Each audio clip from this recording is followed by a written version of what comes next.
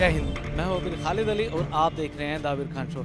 आज हमारे साथ बात करने के लिए मौजूद एक ऐसा शख्स है जिसे कुछ समय में पूरा हिंदुस्तान जानने लगा है। जी हाँ, मुंबई के मलाड में रामनवमी के दिन जो बवाल हुआ उसमें एक का नाम डाला गया है, वो नाम है जमील मर्चेंट।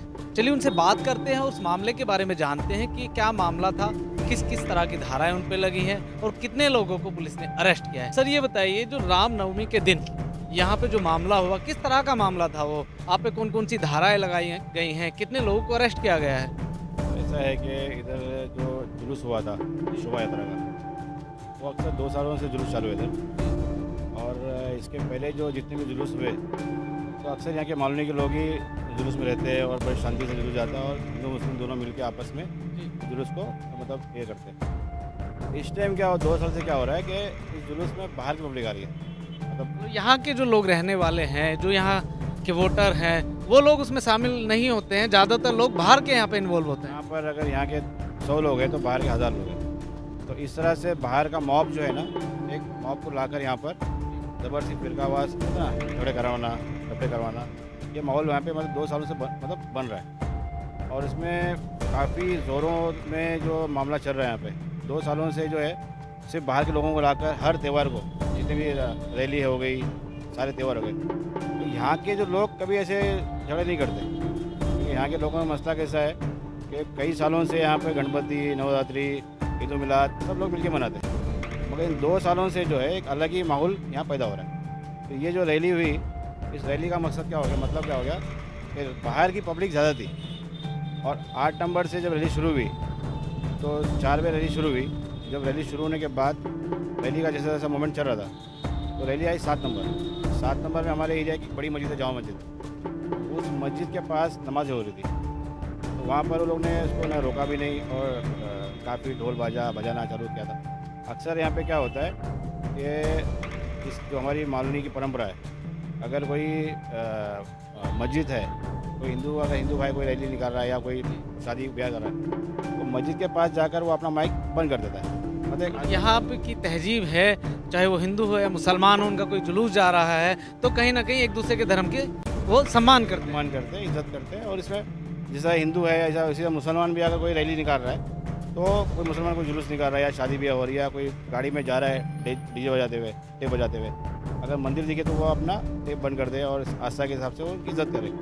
मगर 2 सालों से ऐसा नहीं हो रहा। 2 सालों से मामला कुछ और हो गया। 2 सालों से जो है ना, ये मस्जिद के करीब आकर ऐसा होता है, एक अगर जुलूस चल रहा है, ठीक है, जुलूस चल रहा है, अपना ढोल बाजा बज रहा है, डीजे बज रहा है, वो अपनी जगह उनका एंजॉय करो। मगर जिस मोमेंट पे चल रहा है 20 की स्पीड में चल रहा है, अगर जहाँ पर मस्जिद आई वहाँ और 5 की स्पीड कर देंगे लोग। जहाँ पर डीजे बज रहा है 2 की वॉल्यूम में चल रहा है, जहाँ मस्जिद आई तो वहाँ पर डायरेक्ट 10 की कर देंगे लोग, 10 वॉल्यूम कर देंगे। लेकिन लोग तो वही है जो पहले यहाँ पे जुलूस निकालते थे, वही लोग अब की बार भी निकाल रहे हैं। तो उनमें ऐसे क्या नफरत का माहौल बनाया जा रहा है कि उनको लगता है कि नहीं, ये इनका धार्मिक स्थल है, हमें यहाँ पे बिल्कुल हाई उल्लड़ से ही निकलना है? नहीं, कैसा है, पॉलिटिकल जो मूवमेंट है, जो पॉलिटिकल जो लोग हैं यहाँ पर, इनको फ़ायदा हो सकता है हिंदू मुस्लिमों से। तो वो अगर दोनों अगर शांति की बात करेंगे तो उनका फ़ायदा होने वाला नहीं है। तो अगर हिंदू यहाँ का जो हिंदू है, यहाँ का जो हिंदू भाई है, उसको कोई लेना देना नहीं है। वो मस्जिद के पास आकर मस्जिद चुम के जाएगा। वो जिन लोगों का मकसद ही है लड़ाना, तो वो मस्जिद के पास आकर डीजे बजाए, ढोल बजाए, गाना बजाए, धूमधाम करे और लोगों को छेड़ने के बाद यहाँ से अगर किसी ने कुछ बोला तो ये छोटी मोटी मसला था। ये इस मूवमेंट को काफ़ी बढ़ाया। लास्ट टाइम यहाँ जो जुलूस हुआ था, तो जुलूस 7 नंबर में झगड़ा हुआ, 7 नंबर में मारामारी हुई। एडिशनल थे, जॉइंट सीपी थे, डीसीपी थे, एसीपी थे, सारे लोग थे। तो उन्होंने लॉ एंड ऑर्डर को संभाला नहीं, पूरी तरह फेल हो गए लोग। जब यहाँ पर जब 7 नंबर देख लीजिए, कानून पे सवाल है आपका ये? 100% कानूनी सवाल है। कानून का अगर मामला ठीक होता तो झगड़ा नहीं होता। अगर जहाँ पर चीज़ें बुरी हो रही है, गलत हो रही है, तो रोकना चाहिए उसको। तो जब जॉइंट सीपी जैसा लेवल का ऑफिसर, डीसीपी जैसा आदमी और एडिशनल जैसा आदमी, उनके सामने धांधली हो रही है, अब उस धांधली को नहीं रोक पा रहे लोग। डीजे बंद है, डीजे मुंबई में बैंड है, डीजे बजाया जा रहा है और उनके सामने डीजे बजाया जा रहा है, जोर मतलब काफ़ी ज़ोरों से मामले को उठाया जा रहा है। तो वहाँ पर अगर उन्होंने इसको नहीं रोका तो उनकी इसमें लापरवाही है। और दूसरी बात क्या, जब पब्लिक 7 नंबर की पब्लिक, जो बाकी आम पब्लिक थी, वो काफ़ी पब्लिक आ गई थी इधर अपने मस्जिद के सामने। आने के बाद क्या हो गया, जब पूरा मॉब जमा हुआ फुल, यानी कम से कम 1500 का मॉब जमा हुआ था, तो डीसीपी साहब यहाँ के जो थे ये बंसलकर और एसीपी और काफ़ी पुलिस वाले, उन्होंने क्या किया, यहाँ सर तो मस्जिद के सामने पब्लिक जमा थी, वहाँ जाकर सारी पब्लिक को, जो पब्लिक जो थी वहाँ पे, उनको क्या करना चाहिए था कि उस पब्लिक को अपने अपने घर भेजना चाहिए था। अपने डीसीपी लॉ एंड ऑर्डर के हाथ में कड़क अंदाज से या नरम अंदाज से समझा के उन लोगों को वहीं से वहाँ बाहर निकालना चाहिए था। उन्होंने क्या किया, सारी पब्लिक को लेकर आया मेरे पास, हमारे पास। जिस मैदान को आप देख रहे हैं इसमें हजारों की पब्लिक थी, लेकिन आप पे आरोप ये भी है कि आप मस्जिद के अंदर अपने लोगों के साथ प्लानिंग करते हैं दंगे की। नहीं देखिए, ऐसा है, मैं पहले बात कंप्लीट कर लूँ। सारी पब्लिक को जब लेके आए उन्होंने कहाँ पर, अंदर, तो उन्होंने क्या किया, सारी आवाम जितनी पब्लिक थी लाने के बाद मस्जिद में घुसाया, तो पब्लिक को उन्होंने गेट पे घुसाया, अपना कमर में घुसाया। एक कमर प्राइवेट है और मस्जिद में उससे नमाज का टाइम शुरू होने वाला था, तो काफ़ी पब्लिक को उन्होंने ला के खुद गैदरिंग करवाया इधर एक चीज़। उसके बाद मैंने आकर यहाँ पे लोगों को संभाला। डीसीपी ने मुझे खुद बोला कि आप थोड़ा पब्लिक को मैनेज करो, अभी ज़्यादा हो गई है। फिर आपने सवाल किया कि मस्जिद में प्लानिंग होती है, तो ऐसा है, मस्जिद में अगर बैठ के प्लानिंग होती है तो जाहिर सी बात है वहाँ लोग बैठेंगे, प्लानिंग होगी, आवाज़ होगी। तो पुलिस का मेरा जिसने भी आरोप लगाया है मेरे ऊपर, पुलिस ने, मेरा पुलिस को ये बोलना है, आप टाइम बताइए, डेट बताइए कि हमने कब मीटिंग किया, कब प्लानिंग किया, क्या किया। हमारे पास फुटेज है, हमारे पास इस रैली से लेके पहले से लेके अभी तक का सारा फुटेज हमारे पास है, और सारा फुटेज के साथ में वॉइस फुटेज हमारे पास है। अगर मस्जिद में हमने प्लानिंग किया है तो डेट बताइए, हम आपको देते हैं सीधे सीधे। कोर्ट के अंदर पीएफआई को लेकर के सवाल किए गए हैं, ये क्या मसला है? ये ऐसा है कि अभी जब कुछ होता नहीं है, उनकी जो प्लानिंग थी, प्लानिंग तो फेल हो गई लोग की। एक आदमी ने आपकी मदद किया, मदद करने के बाद आपने उसको फंसाया, अब फंस नहीं रहे हो, फंस ही नहीं रहे तो कहाँ से फंसाएंगे उसको? कहाँ से मदद मिल रही है, बता दीजिए कैमरे पे। नहीं, मदद अल्लाह की मदद है, समझे क्या नहीं। जब उन्होंने पूरी कोशिश किया कि ये बंदा फंस जाए, और एक आदमी ने मदद किया, उसके बाद फंसाने की कोशिश की, फंसा नहीं। अब आहिस्ता आहिस्ता कैसा है, जो छोटे मोटे कलम लगे थे, जो थोड़े राइटिंग का होता कलम होते, जैसा जैसा हमारा आर्ग्यू बढ़ते गया, जो पुलिस कोर्ट में इनके कलम बढ़ते गए, फिर 120 भी लगाया उन्होंने, फिर ये लगाया, काफ़ी कलम लगाया उन्होंने। अब नया उन्होंने जो उनका एक स्पेशल पीपी उन्होंने अपॉइंट किया है, एक छोटे से मैटर के लिए गवर्नमेंट ने या पुलिस ने जो है एक स्पेशल पीपी अपॉइंट किया है। अब उसमें ऐसा है कि पीपी ने क्या कहा कि पीएफआई जो यहाँ पे संस्था थी जो इंडिया में जो बैंड हो गई है 1 साल से, उसके 5 लोगों का स्लीपर सेल कुछ है, वो लोग उसने अब वहाँ पे आर्ग्यू किया और बोला 5 लोगों का इन्वॉल्वमेंट इस जुलूस में था, शोभा यात्रा में था। तो मेरे लॉयर ने बोला कि अगर ये 5 लोगों का शोभा यात्रा में मतलब इन्वॉल्वमेंट था, स्लीपर सेल थे, तो ये जो संस्था जो थी पीएफआई, उसको बैंड हो के 1 साल हो गया। 1 साल से यहाँ पे 5 लोग है, तो पुलिस क्या करे, एजेंसी क्या इसका वेट कर रही थी कि जुलूस में लोग आएंगे, बाद में इसमें डिप्लोमेशन को इन्वॉल्व करेंगे, फिर उसको ओपन करेंगे, तो वो तो सब फिजूल बातें है। वो एक हमारे गांव में हमारे लोगों में कहावत है, एक वो कसाई कहावत देता है कि बिल्ली के हाथ में छिछड़े बोलते हैं ना, तो उनके नज़र में वही है कि अब कहाँ फंसाए, कैसा फंसाए। अब देखो अभी तो पीएफआई आई है, इसके बाद बोलते हैं ना, शायद जितनी बड़ी बड़ी एजेंसी है, जितनी बड़ी बड़ी आतंकवादी संगठन है, सब में वो लोग ले लेंगे अपने आप, समझेंगे नहीं, तो ऐसा होता नहीं है। ये जो देश अभी ये कानून जो है ना, ये बहुत हाईटेक ज़माना हो गया। मेरे पास जिस तरह से सारे फुटेज है, तो मेरे पास कई साल के मेरे खुद के पुरावे भी है, मैं कहाँ था, कहाँ नहीं था, मेरी फंडिंग क्या है, मेरा पैसा क्या है, तो आगे चल के फंडिंग बताएंगे कि भाई ये इसकी यहाँ से फंडिंग आई। तो मैंने लास्ट में बोला था, अगर उनको कुछ नहीं मिला तो ये लोग आएंगे मस्जिद के ऊपर कि भाई मस्जिद में क्या हुआ, मस्जिद में फंडिंग कहाँ से आ रही है, मस्जिद में हथियार कहाँ से आए। तो मेरा ये बोलना है कि सारी चीज़ों का जितने उनके आरोप है उसका जवाब मेरे पास है विद एविडेंस। पूरी तैयारी करके बैठे हुए, कानून से टकरा रहे हैं आप, पूरी सरकार के खिलाफ होना चाहते हैं? यार कानून की बात नहीं, मैं सच्चाई के साथ में हूँ। अगर मुझे अगर सच को फंसाना चाह रहा है तो सच अपना प्रोटेक्शन ले रहा है। जिस दिन ये बवाल हुआ उस दिन पुलिस ने कुछ गिरफ्तारियां की, गिरफ्तारी में दोनों समुदाय के लोग, कितने लोग करीब अरेस्ट किए उन्होंने? कैसा है, पुलिस ने केस बनाया, एक ही पक्ष के लोगों को अरेस्ट किया। अब पुलिस कैसा होता है, जो भी सरकार में होता है या जो भी उनका माँ बाप होता है, पुलिस तो उनकी गुलाम होती है। अब कल गवर्नमेंट कांग्रेस की थी, आज गवर्नमेंट किसी और पार्टी की है, तो उन्होंने सिर्फ एक ही तबके के लोगों को अरेस्ट किया और दूसरे तबके के लोगों को अरेस्ट नहीं किया। और मेरे पास दोनों तबके के लोगों ने जो भी कुछ किया उसका फुटेज है मेरे पास। ऐसा नहीं कि यहाँ से किसी ने कुछ किया है तो वहाँ से कुछ नहीं, यहाँ से भी चप्पल गए, वहाँ से भी चप्पल आए, यहाँ से बाम्बू आए, तो ये सारी चीज़ें मिल बाढ़ की हुई है। आरोप ये भी है कि मस्जिद से पत्थर फेंके गए। नहीं नहीं, वो उनका आरोप था। उन्होंने कहा था यहाँ के जो लोधा है, पालक मंत्री है, मुझे हंसी इस बात में आती है कि एक पालक मंत्री एक ज़िले का पालक मंत्री होता है और महाराष्ट्र का एक मंत्री है। वो जब मालूम आते हैं तो सिर्फ 8 आदमी के पास आते हो, 8 आदमी के मंत्री हो, 8 आदमी से मिलते हैं, 8 आदमी को बोलते कि पापा ऐसा ऐसा हुआ, और 8 में ही वो उनकी कहानी ख़त्म हो जाती है। तो उनका ये आरोप था, उनके लोगों का आरोप था कि मस्जिद से लोगों ने पत्थर फेंका जब ये घटना घटी। तो मेरे पास उस टाइम की घटना की फुटेज है और उसी टाइम की घटना की फुटेज मस्जिद की भी है। जब यहाँ पे घटना घट रही थी, मस्जिद में तरावी हो रही थी, मस्जिद में लोग नमाज़ पढ़ रहे थे, ना मस्जिद के बाहर ना अंदर कोई ऐसी घटना घटी नहीं, सिर्फ लोग इबादत कर रहे थे, ऐसी कोई बात नहीं।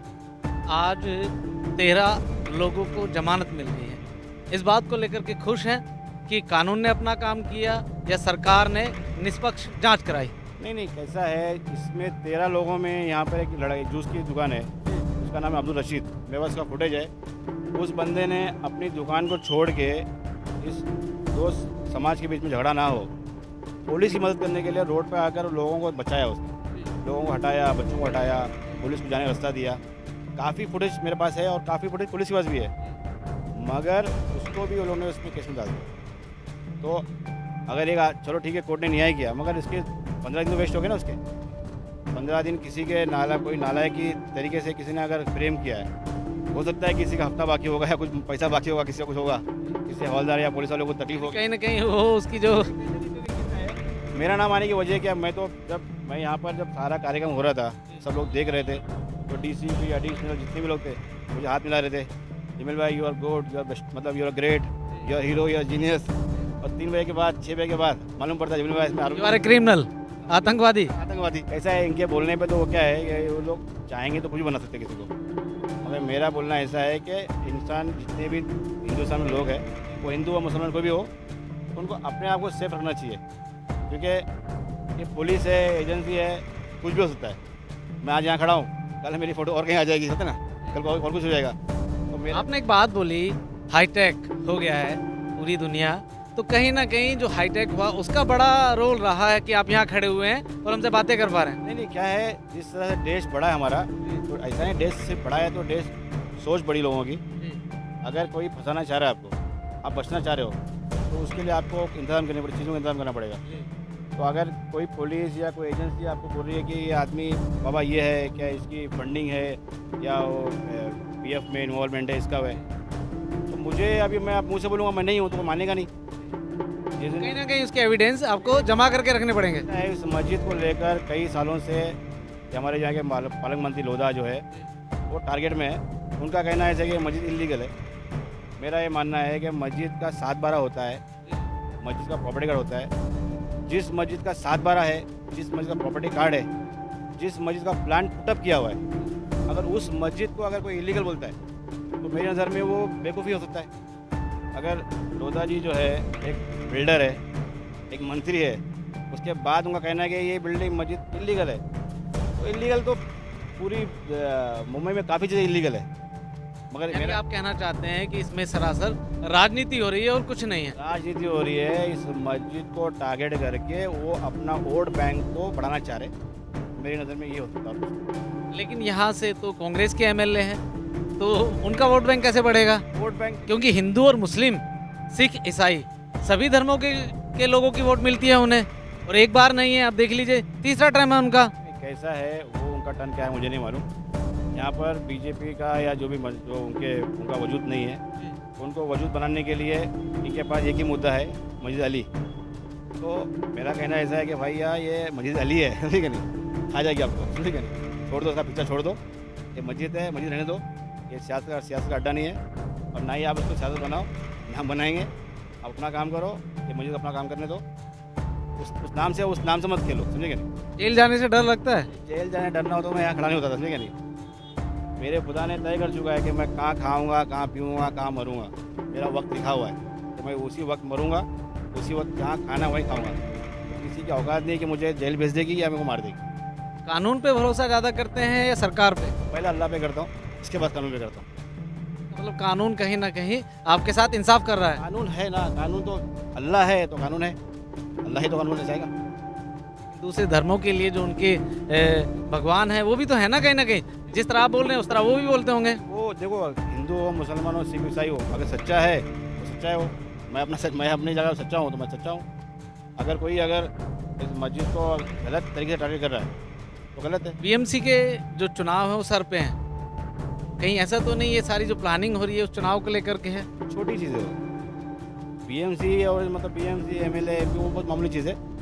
मेरी ऐसा है, उनका मसला मजीद अली, तो उसके सामने ये सारी चीज़ मतलब मायने रखती नहीं है, पानी है। जीरो है सर। जीरो एक नंबर। हिंदुस्तान की पीएम की चेयर जो है ना वो भी मेरे लिए मायने रखती नहीं है इस मस्जिद के सामने। आप मस्जिद के लिए अपना सब कुछ लुटाने के लिए तैयार हैं? नहीं, अल्लाह का घर है ये, कि वो मेरी औकात लुटाने की नहीं है। अगर उस मस्जिद पे किसी की नज़र है तो अल्लाह देखेगा। अल्लाह अगर मुझे चुनता है तो ऊपर वाले का घर है, वो अपने आप बचा लेगा। बचा लेगा। अगर मुझे उसमें शामिल करता है तो मैं अल्लाह का शुक्र अदा करूँगा। इनके कॉन्फिडेंस को देखकर लगता है कि ये अपनी पीठ को पूरी तरह से मजबूत रखे हुए हैं। अब देखना ये होगा कि आने वाले टाइम में इनका क्या होता है, या ये जेल यात्रा पे जाते हैं या फिर जिन पर इनको भरोसा है, जिस ऊपर वाले को ये मानते हैं, वो इन्हें इस मामले से बाइज्जत बरी करते हैं। बने रहिए मेरे साथ, देखते रहिए दाबिर खान शो। जय हिंद।